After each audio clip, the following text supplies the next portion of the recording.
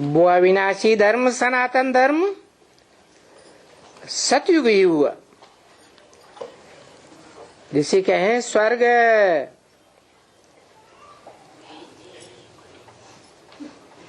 स्व माने आत्मा, गा माने गया, जहां सभी आत्माएं स्व स्थिति में चली जाती हैं। ये तो देखो बहुत सहज बातें बाप सुनाते हैं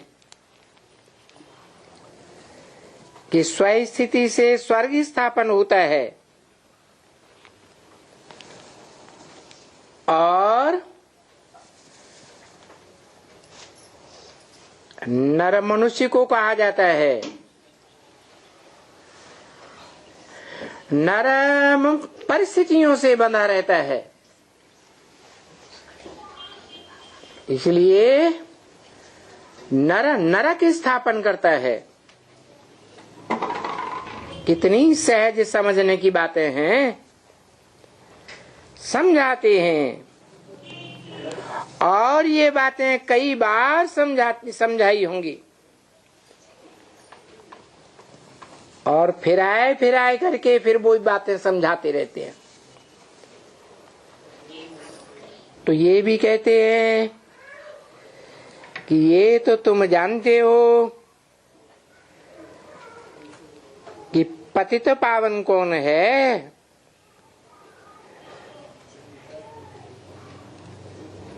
क्योंकि पतितों को पावन माना नरक से स्वर्गवासी बनाना, पतित दुनिया को पलट करके पावन दुनिया में ले जाना। सो तो बेचारे मांगते ही रहते हैं, सुख चाहिए, हैविंग चाहिए, अच्छी तरह से गाते रहते हैं। तो फिर भी वो पावन है।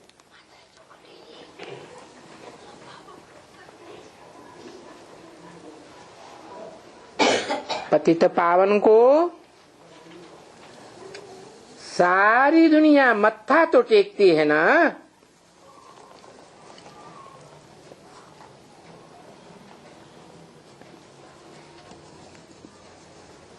भले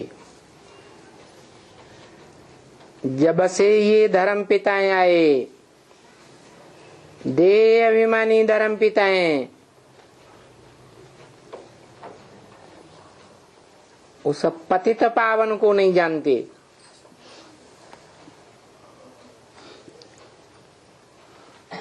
उनके फॉलोअर्स भी नहीं जानते।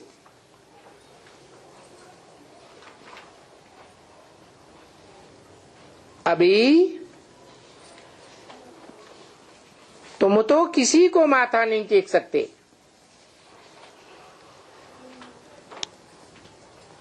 इस दुनिया में कोई को माथा नहीं टेक सकते।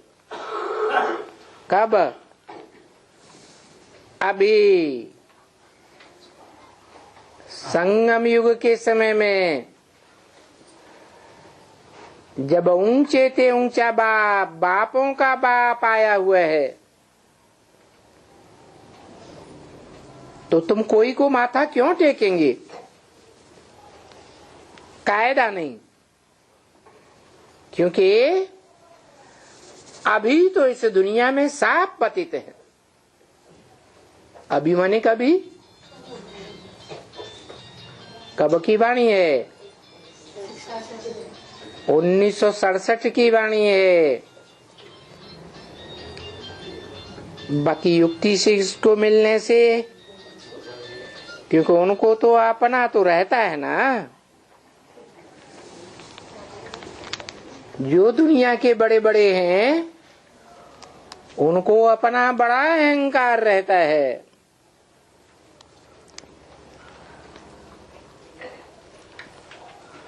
तो घमंड से, घमंड नहीं लड़ना चाहिए। नहीं, कभी भी कहाँ जाना हो बे, ये जो भी शंकराचार्य वगैरह भी हों, किससे भी मिलना हो,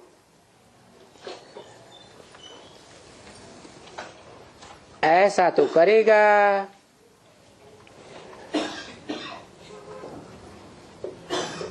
वो लोग नहीं करते हैं ऐसे। कैसे? जैसे बाप ने तुमको बताया, घमंडियों से घमंडी होकर के नहीं मिलना है। वो लोग तो ऐसे नहीं करेंगे, समझा ना? क्योंकि वो तो मारे घमंड के रिस्पॉन्ड भी नहीं करते हैं। उनको अपना इतना घमंड चढ़ा रहता है कि कोई बात का जवाब भी नहीं देते हैं। तुम्हारे प्रश्नों का उत्तर भी नहीं देंगे। किसकी बात बताई है? अरे दुनिया के जो बड़े बड़े हैं, शंकराचार्य, पोपादे, उनकी बात बताई। और अभी रिहर्सल का टाइम चल रहा है, ब्रॉड ड्रामा का। इस रिहर्सल के टाइम पर ब्राह्मणों की दुनिया में भी जो बड़े बड़े हैं, वो तुम्हारी कोई बातों का जवाब नहीं देंगे, क्योंकि उनको इतना घमंड चढ़ा रहता है। वो तो अपन को भगवान समझते हैं। कहते हैं भगवान सर्वव्यापी है, मेरे में है, तेरे में है, हम तो ज्ञानी हैं, इसलिए हमको पता रहता है, तुम तो भूल जाते हो।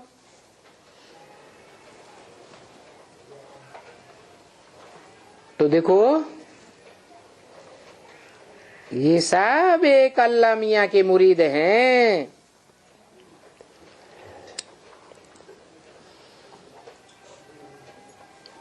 तो वो हाथ भी नहीं जोड़ते हैं।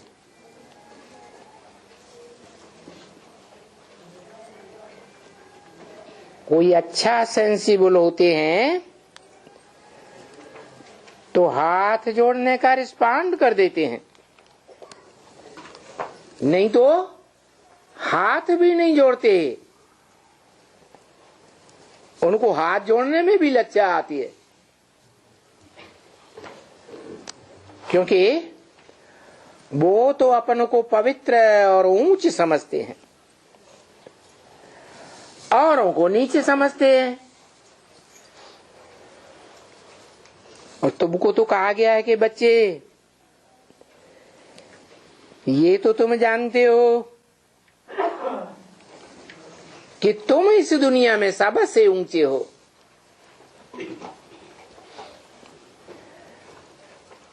परंतु कोई भी अगर हाथ जोड़े, तुम्हारे से गुड मॉर्निंग करे, तो हरिओम तत्सत, हरिओम तत्सत। वो बात तो हम जानते हैं ना। सारी दुनिया को, हम सारे मनुष्य मात्र को जानते हैं। हम जानते हैं कि हरिओम तत्सत करते हैं और बुद्धू बंदर हैं। वो तो अर्थ को जानते ही नहीं कि वो हरि कौन है। जो दुखों को हरने वाला है, और वो सदा सत्य है। भूत भविष्य वर्तमान इस दुनिया में सदा सत्य है, कभी भी असत्य नहीं। मनसा में भी सत्य, वाचा में भी सत्य, कर्म इंद्रियों के कर्म करने में भी सत्य है।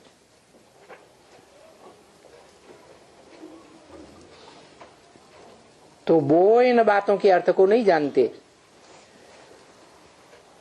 कि हरि कौन है और उसको ओम कह के क्यों पुकारा, क्योंकि वो हरि ही शिव है, जिसे तुम कहते हो शिव बाबा। साकार और निराकार का मेल, वो ही दुखों को हरने वाला है, वो ही इस दुनिया में सदा सत्य है।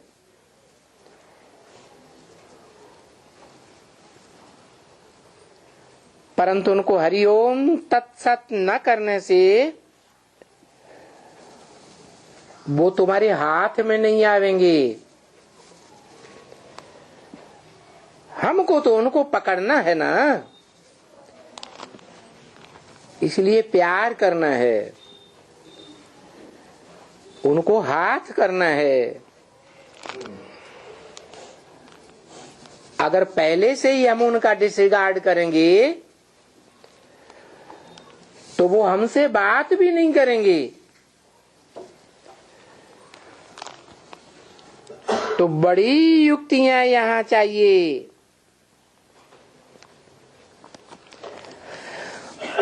और अच्छी तरह से चाहिए। बाबा तो अनेक प्रकार की युक्तियां बताते रहते हैं। ये तो बाबा ने बात किया, जो उसके ऊपर नाम लगाना है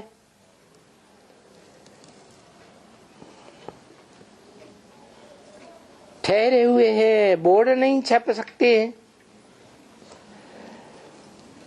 नाम आज फाइनल लिखेगा तो बेचारे झटपट काम कर देगा, क्योंकि अक्षर बहुत अच्छा है। ये है पतित से पावन। पतित से पावन अर्थात पहले पतित फिर पावन। भक्ति मार्ग में कह दिया है श्याम सुंदर। पहले श्याम काला पार्ट बजाता है, फिर सुंदर बन जाता है। उससे ज्यादा श्याम इस दुनिया में कोई धर्म पिता नहीं बनता, और उससे ज्यादा पावन सुंदर इस दुनिया में कोई नहीं। इसलिए कहते हैं सत्यम शिवम सुंदरम। तो बात एक ही हुआ कि गेट्स टूवर्ड्स पावन दुनिया।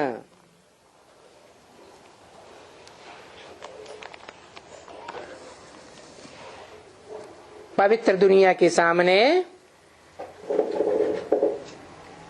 ये दो गेट हैं।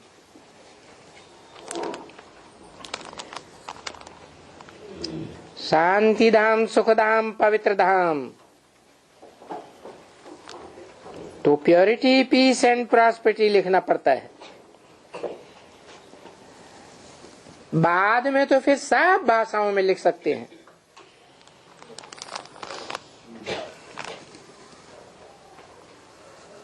क्यों बाद में? सब भाषाओं में बाद में क्यों है? बाद में आते। क्योंकि पहले तो बाप जो हिंदी भाषा में समझाते हैं वो हिंदी भाषा समझने वाले गहराई से समझेंगे या दूसरी भाषा समझने वाले समझेंगे? हिंदी वाले गहराई से समझेंगे। जब समझेंगे और दुनिया में आवाज निकलेगी तब सभी भाषाओं में छपाना पड़े, लिखना पड़े। अभी बाबा ने ये जो लिखा कि भाई कृष्ण गीता का भगवान है या शिव गीता का भगवान है,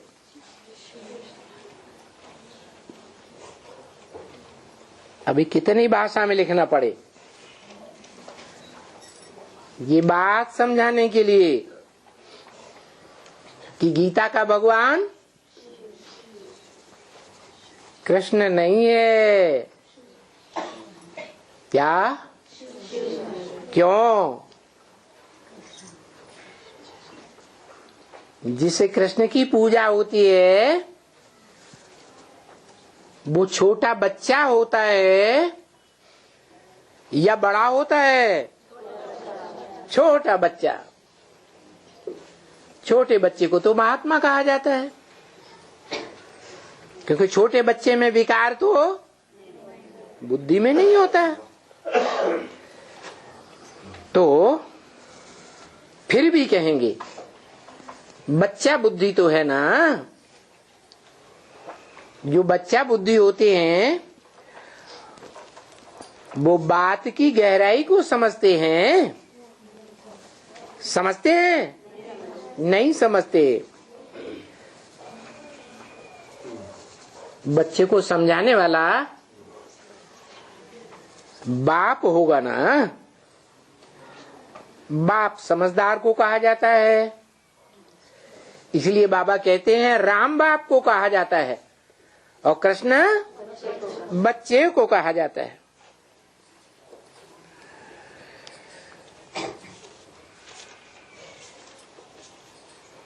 तो खास करके जब तक हम जहां तक हम गए हैं पहुंचे हैं भाई मद्रास तक पहुंचे हैं।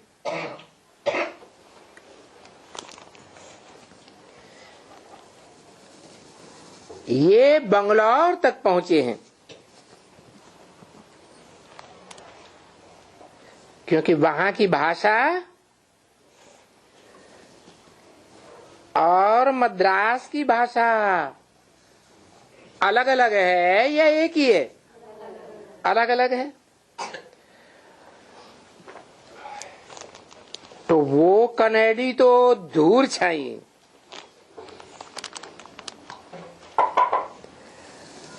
वो तो समझेगा ही नहीं कि ये लैंग्वेज पता नहीं क्या होती है।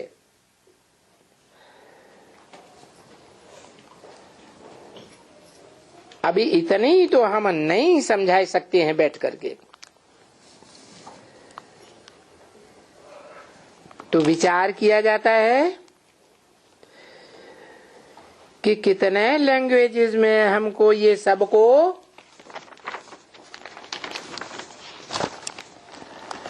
समझानी ही निकालनी पड़ेगी। जो सारी दुनिया समझ जाए, हर धर्म के लोग समझ जाएं, हर धर्म खंड के समझ जाएं, क्योंकि वेद का बाप आते हैं तो सारी दुनिया की गति सदगति करते हैं या सिर्फ भारतवासियों की ही करते हैं? सारी दुनिया की गति सदगति करते हैं, इसलिए साफ भाषाओं में लिखना पड़े, समझानी निकालनी पड़े। अभी देखो कितना टाइम पड़ा है।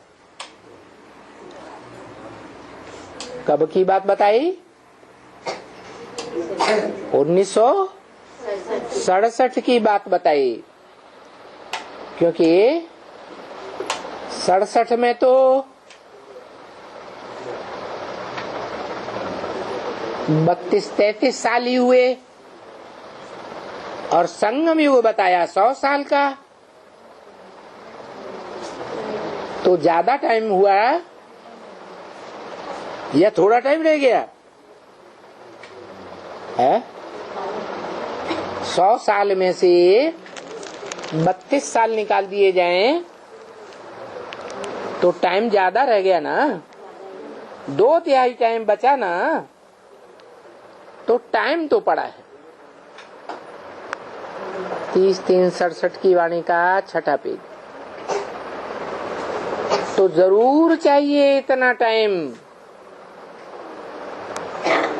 जो हम अंदर घुस करके दूसरे धर्मों में, दूसरे धर्मों के धर्मखंडों में, इंटीरियर में घुस करके समझा सकें।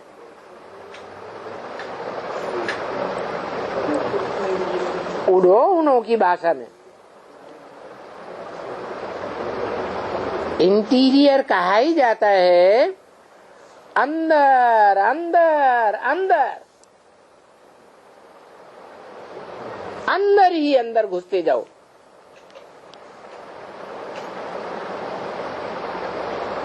तो अब तुम बच्चे समझ गए होगे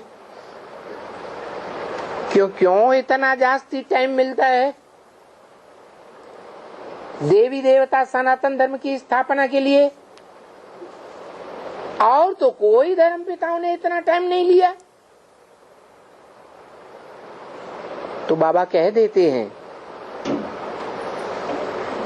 अभी मौत भी तो सिर पर खड़ा है, तो भगवान का नाम तकड़ा तकड़ा लिया जाता है, क्योंकि पिछाड़ी में जब इत्तेफाक होंगे बड़ी बड़ी समस्याएं आएंगी। ऐसे इत्तेफाक बहुत समय होते रहेंगे।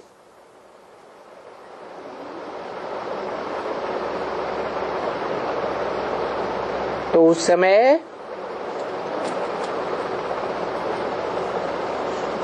भगवान के नाम बहुत तकड़े तकड़े रूप में लिए जाएंगे।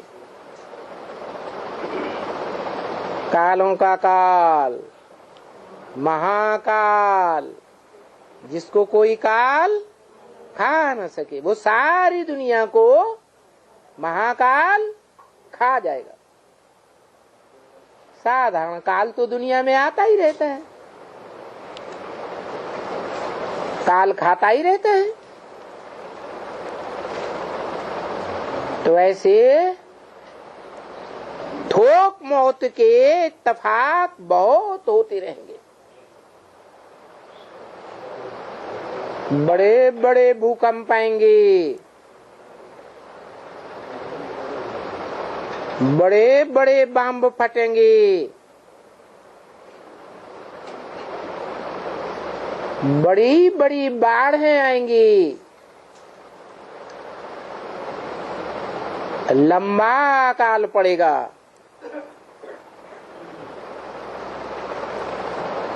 फिर भी ऐसे नहीं समझो कि ये इत्तेफाक फट से हो जाते हैं। नहीं, धीरे धीरे बम फटते रहेंगे। आज इस शहर में बम फटा, सारा शहर नेस्तनाबूद हो गया। कल सुनेंगे उस शहर में बम फटा, सारा शहर नेस्तनाबूद हो गया। जैसे 1945 में छोटी छोटी बम्बियां फटी थी, 2 शहर जापान के नेस्तनाबूद हो गए। अभी भी मरीज पड़े पड़े कराह रहे हैं। तो ये सब फट से नहीं हो जाएगा। ये भी लड़ाइयां छिड़ती जाएंगी।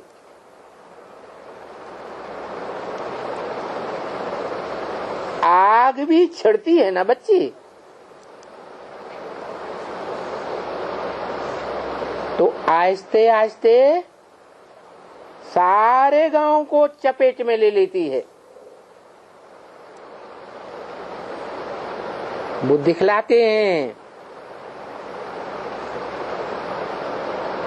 कि हम ये 100 रुपए की नोट, ये 500 रुपए की नोट, ये 1000 रुपए के नोट हप कर रहे हैं। देखो, बाबा ने तो पहले ही बता दिया था कि आगे चल करके ऐसा भी होगा। क्या 100-100 के, 500-500 के, 1000-1000 के नोट गुम करते जाएंगे।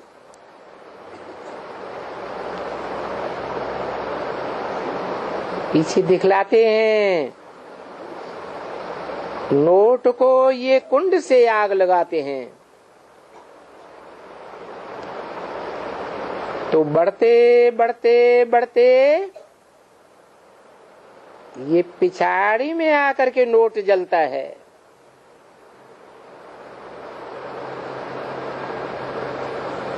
तो अब पिछाड़ी शुरू हो गई कि नहीं हो गई है? पिछाड़ी शुरू हो गई। ये एक दिखलाते हैं कि दुनिया कैसे खलास होती है।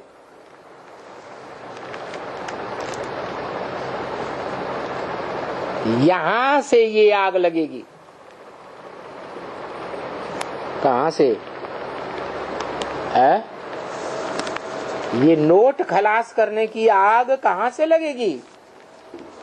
यहां से। यहां से माने यहां तो बेहद के नोट की बात है। भारत की बात बताई तो भारत की गवर्नमेंट है, वो ऐसे ऐसे नोट हप करना शुरू करेगी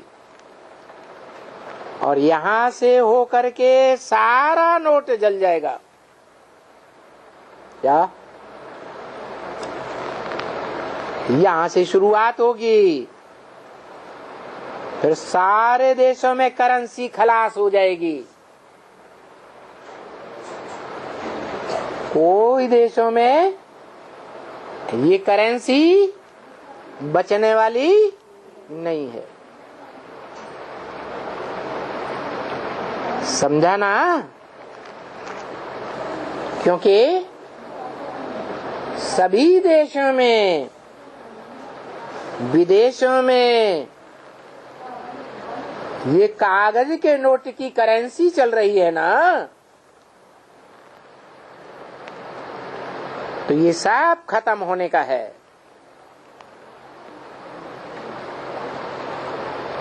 तो पहले पहले ही शुरू करेंगे।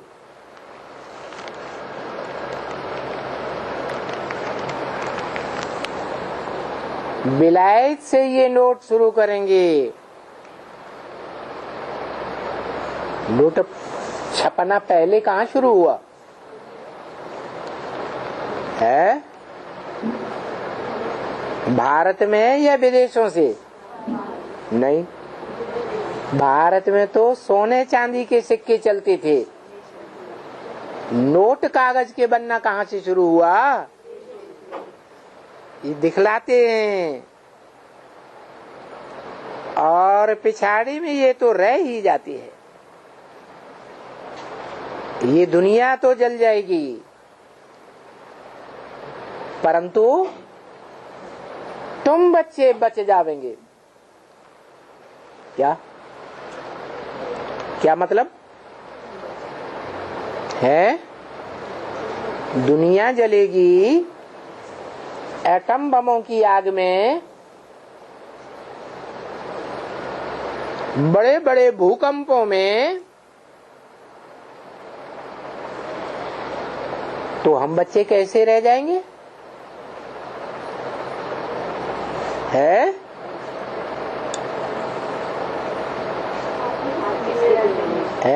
आत्मिक स्थिति में रहेगी। हाँ, बाकी तो सब कुछ खत्म हो जाते हैं।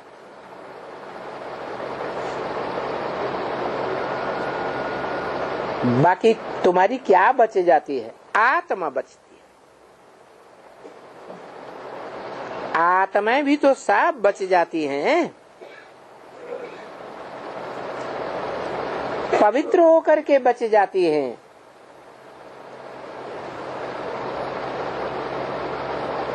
जो फिर यहाँ नए नोट उनको मिलते हैं।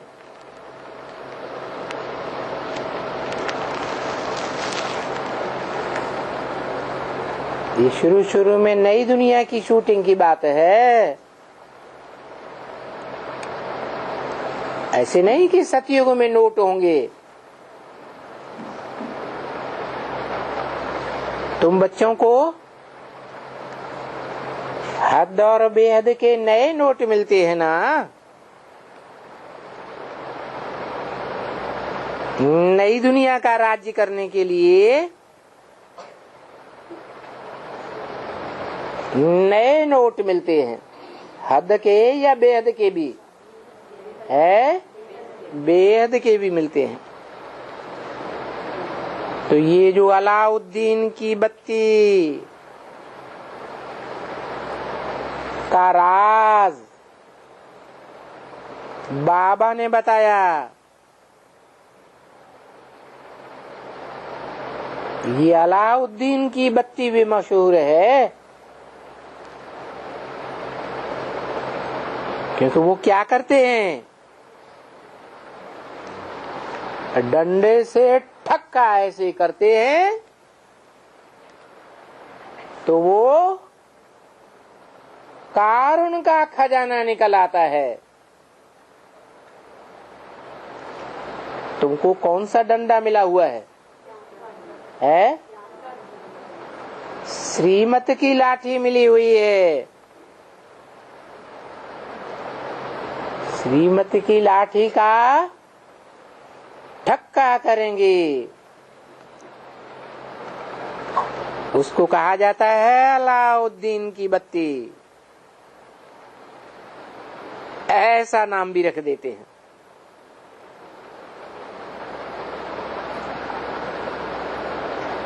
और है भी ऐसे ही बरोबर।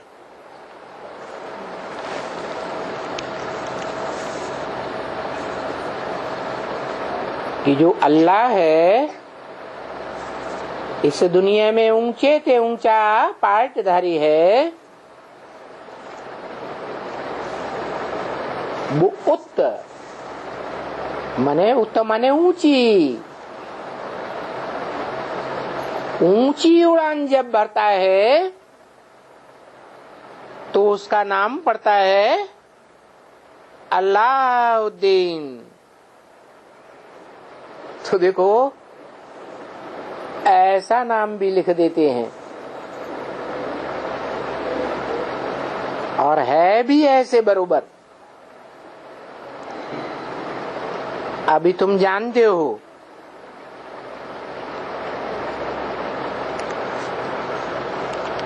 वो इस्लामी तो कुछ नाटकी करते हैं, परंतु बरोबर बात क्या है वो तुम जानते हो। उन मुसलमानों ने अल्लाउद्दीन की बत्ती की कहानी बनाई हुई है, नाटक बनाया हुआ है। तुम बरोबर जानते हो कि कैसे अल्लाह जो अव्वल दीन स्थापन करते हैं,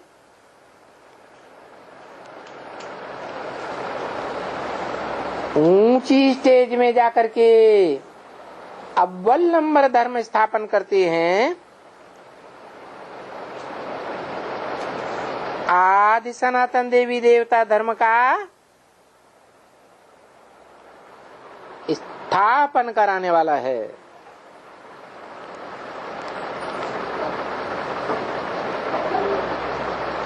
वो झट से इशारे से कैसे साक्षात्कार कराते हैं।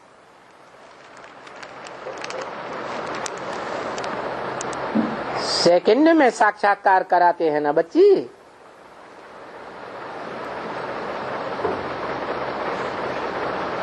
अभी अभी इनके आगे और ही क्विक होगा। बहुतों को साक्षात्कार होते रहेंगे। शुरुआत में तो सिंध हैदराबाद में थोड़ों को साक्षात्कार हुए थे।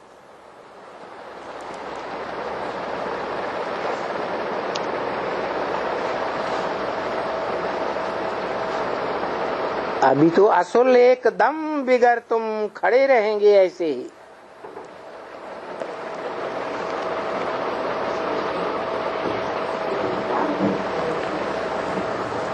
सिर्फ याद करेंगे।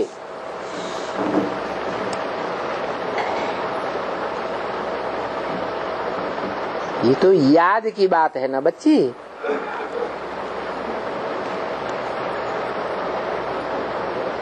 शिव बाबा को याद करते हो, मन मना भव।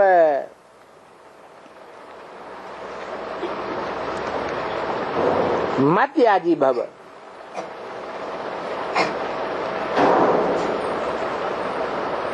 अर्थात शिव बाबा कहते हैं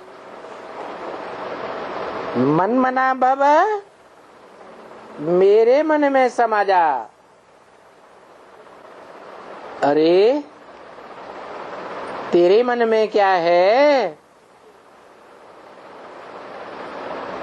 क्या है जो कहते हैं मेरे मन में समा जा? है? एक शिव बाबा। हाँ, उसके मन में है एक ज्योति बिंदु।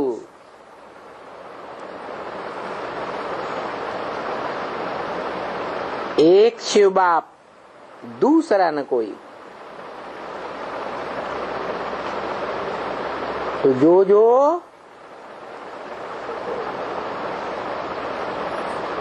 शिव बाबा की याद में समाते जावेंगे, शिव बाबा में ज्योति बिंदु समाया हुआ है, तो जो भी इस महामंत्र के अनुरागी होंगे वो सब उस स्टेज में रह जावेंगे, निराकारी बन जावेंगे।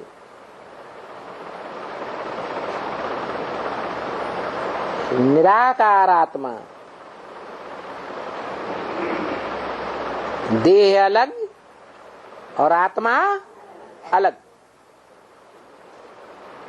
देह से मोह रह जाएगा, है? देह की इंद्रियों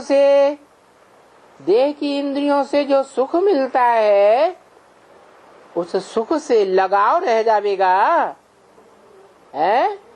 नहीं रह जाएगा। तो जब देह से लगाव नहीं रह जाएगा, तो देह के धंधे रह जाएंगे, है? वो भी नहीं रहेंगे। फिर क्या होगा?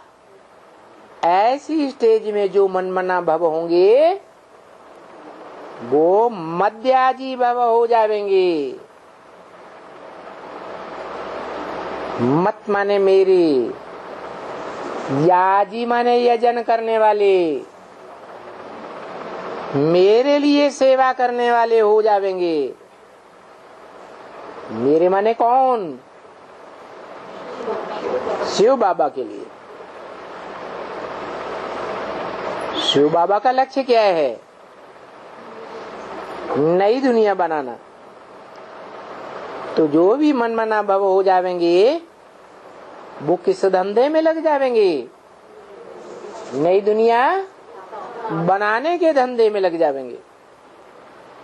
तो पहले पहले मनमना भव, फिर होता है मध्याजी भव। तो तुम बच्चों को अच्छी तरह से याद करेंगे। तुम बच्चे अच्छी तरह से याद करेंगे तो मूल वतन भी देखने में आएगा। क्या मूल वतन माने? जैसे बच्चा पैदा होता है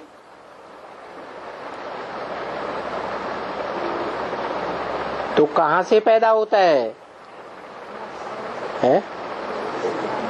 माता से पैदा होता है। बच्चा माता से आया तो माता का जो गर्भ है वो बच्चे का गर्भ हो गया। कहाँ से आया?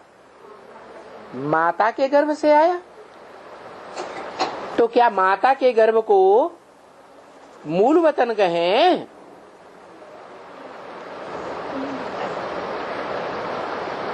क्योंकि पूछा जाएगा माता के गर्भ में कहां से आया? बाप से आया। तो मूल वतन कहां हुआ? बाप से ही मूल वतन हो गया। वो है हद के बच्चे और हद के बाप। और यहां तुम आत्मा रूपी बेहद के बच्चे हो और तुम्हारा बाप भी बेहद का है। तो तुम्हारा मूल वतन कहाँ है? बाप को याद करो, घर को याद करो, स्वर्ग को याद करो। एक को याद करें या तीन तीन को याद करें तो साबित होता है कि एक बाप में ही शांति धाम समाया हुआ है, जो आत्माओं का घर है। और उसी एक बाप में सुखधाम समाया हुआ है। वो बाप का घर है, शांति धाम भी है। इसलिए बाप का एक नाम शांति देवा भी है और सुख देवा भी है। वो बाप हमें कौन सा वर्षा देता है? शांति धाम और सुख धाम का वर्षा देता है। बाप के पास होगा तब ही देगा बच्चों को, या होगा ही नहीं तो देगा है? हाँ। तो आत्माओं के बाप के पास क्या है? ज्ञान तो है, रहता कहाँ है? शांति धाम में रहता है। तो शांति का ही वर्षा देगा, सुख धाम का वर्षा देगा है? नहीं देगा, क्योंकि सुख धाम है साकार में। तो बाप भी देने वाला साकार में होना चाहिए। तो अभी तुम बच्चों ने जाना कि तुम बिंदु बिंदु आत्माओं का घर कहाँ है? कहाँ से आए हो सच रूपी रंगमंच पर? इस धरणी माता में आकर के तुमने कहां से आकर जन्म लिया? धरणी को माता कहा जाता है ना, तो माता में कहां से आए? बाप से आए। वो है तुम्हारा बेहद का बाप। सिर्फ निराकार है या साकार भी है? निराकार और साकार का मेल है, जिसको हम बाबा कहते हैं। तो देखो, तुम अच्छी तरह से बाबा को याद करेंगे और तुम्हें बाबा में मूल वतन भी देखने में आवेगा। क्या? जहां मूल वतन में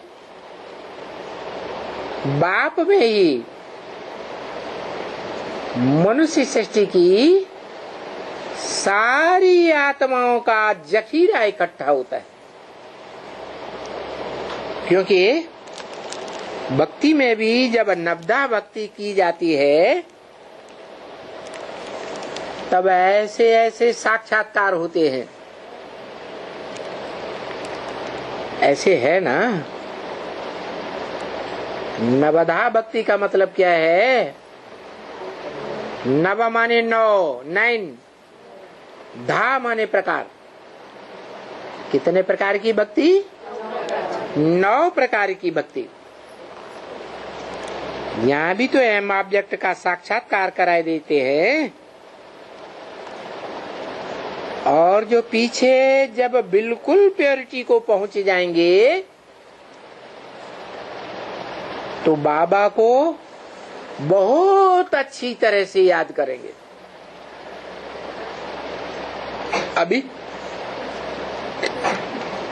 अभी अच्छी तरह से याद करते हैं कि थोड़ा करते हैं और फिर माया घसीट ले जाती है। बाबा को याद करेंगे, स्वर्ग को याद करेंगे, तो घड़ी घड़ी स्वर्ग देखते रहेंगे।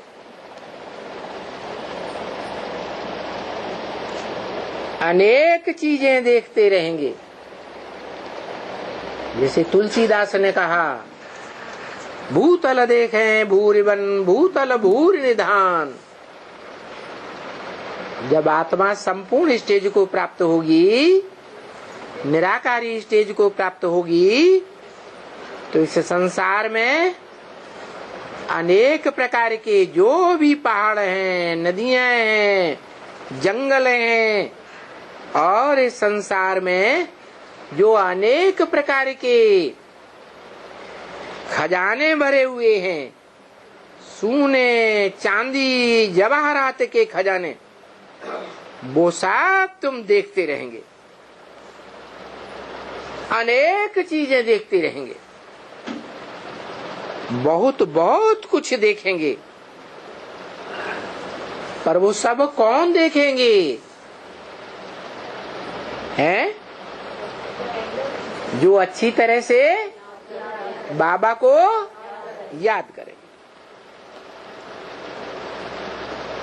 और बाबा के ज्ञान में मस्त रहेंगे।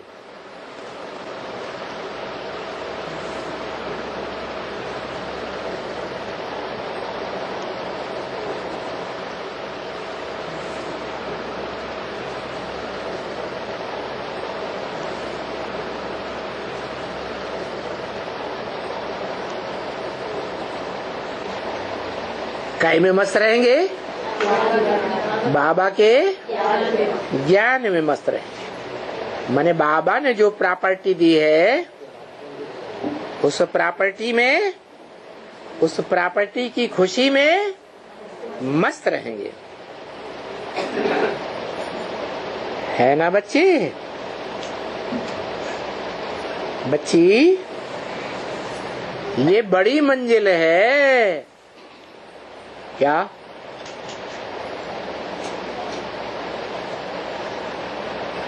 जिस मंजिल में तुम पहुंचेंगे तो बहुत मस्त रहेंगे, बहुत कुछ देखते रहेंगे। ये अपन को आत्मा समझना और बाप को याद करना।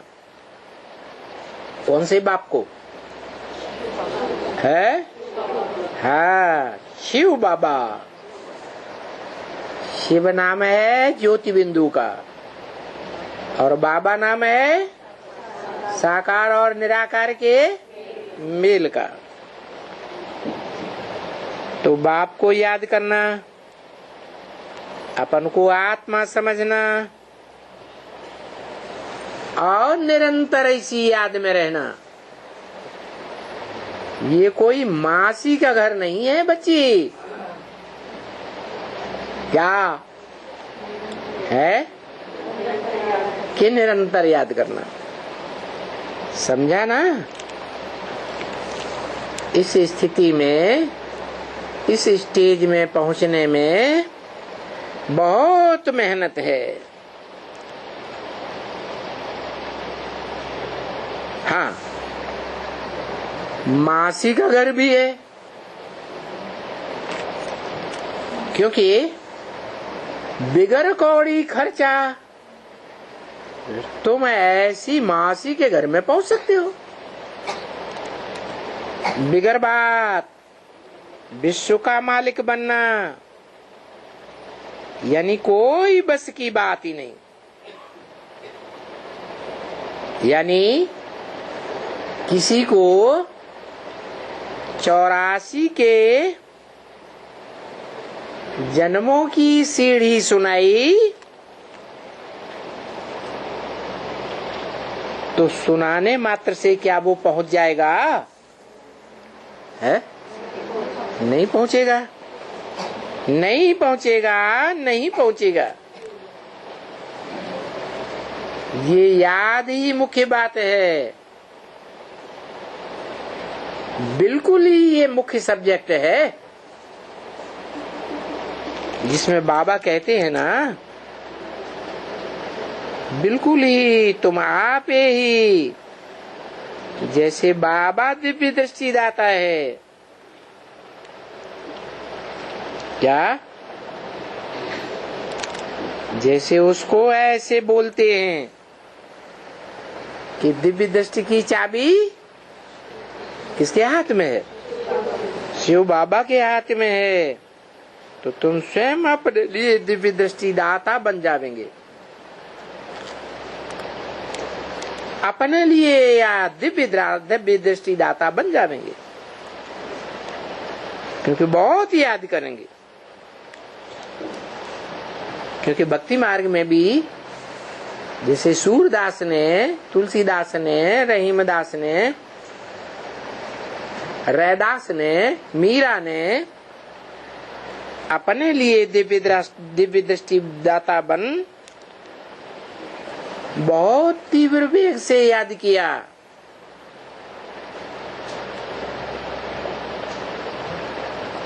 इतना तीव्र वेग से याद करते हैं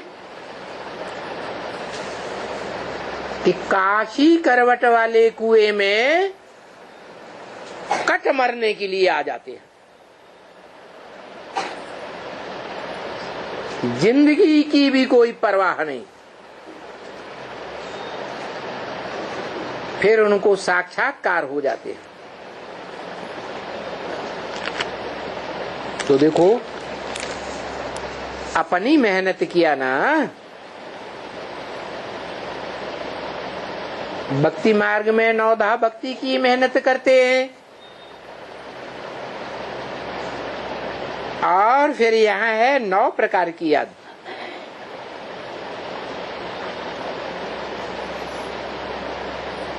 तो ऊंचे ते ऊंची याद तुमको प्राप्त होती है। ऊंचे ते ऊंचे भगवंत का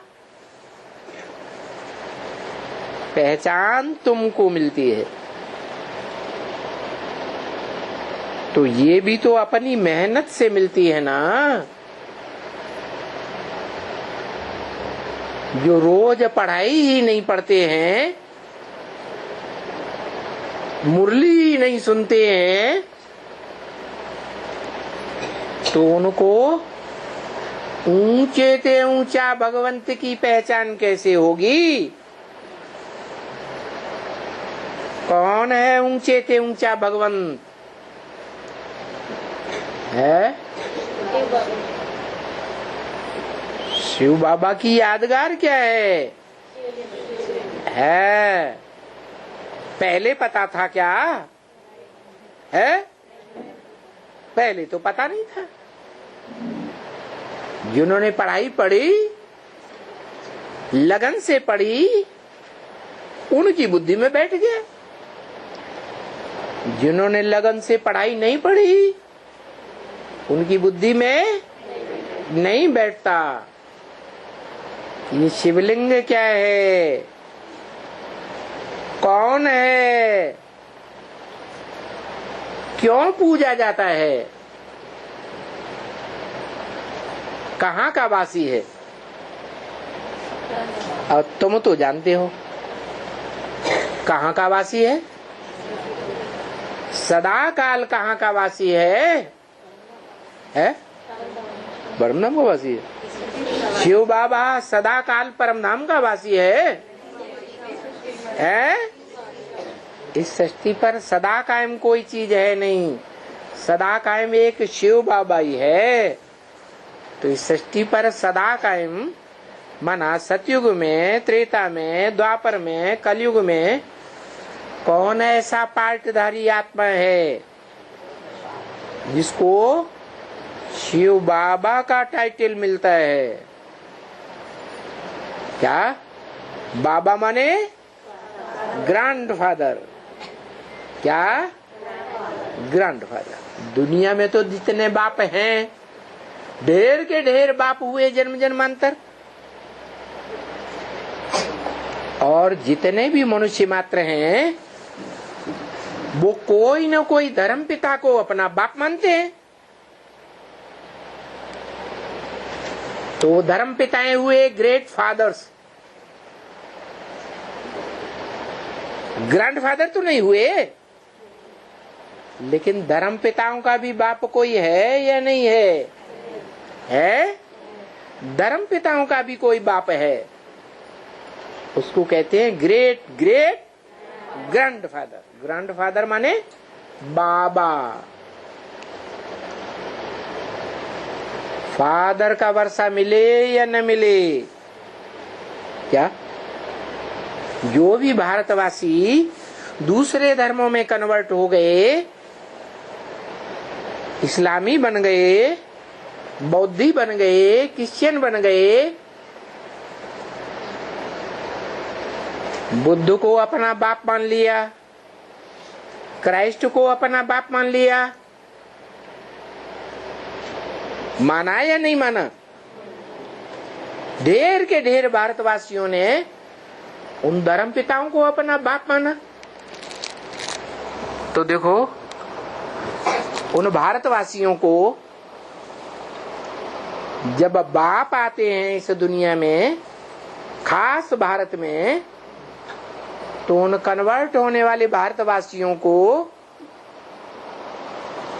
भारतवासी फिर से बनाते हैं या नहीं बनाते हैं? तो जो निमित्त बनता है,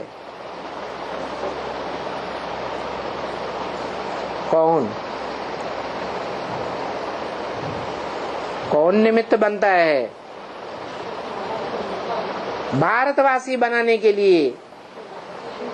जो भी कन्वर्ट हुए हैं दूसरे धर्मों में, उनको भारतवासी बनाने के लिए कौन निमित्त बनता है? शिव बाबा। मना सभी धर्म पिताओं का बाप। क्या? साकार में बापों का भी बाप।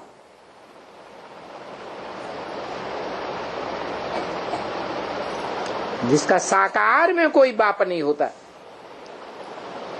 वो है ग्रैंडफादर। ग्रैंडफादर